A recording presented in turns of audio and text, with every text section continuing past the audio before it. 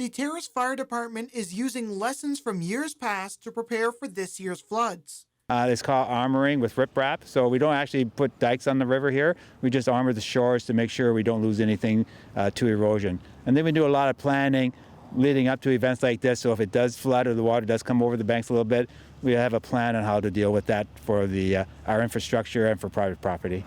While the water levels continue to rise, Clee says that it's important to have things ready for when the water flows over. Got your go bag, make sure you're ready to leave your place at a moment's notice if necessary. We try to give people 24, 48 hours notice that the water is coming up and they should be leaving their areas. So those are the things we're looking for. Watching the river, trying to predict when it's going to break over the bank, and trying to give people as much notice as possible. All in all, they say that they're cautiously optimistic about the current river forecast. Oh, it's a double-edged sword, so we're relieved a little bit because at the beginning of the week we're looking at a 100-year model from the modeling we were getting from ENBC. That's been downgraded to the 5 to 20 year, which means we're still facing that possibility of flooding, but not as bad as it could have been a week ago. Now the city is at Keith Avenue and Kenny Street, filling sandbags in hopes of keeping the water levels down. This is going to be our sandbagging area, so if the public or if the city needs sandbags, this would be the place where we put them together.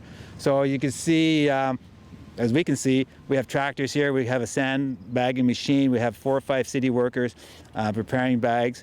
Meanwhile, at Usk, when the water levels reach 10.3 meters, they'll have to cut the cable car system, meaning that the residents will become isolated in the community.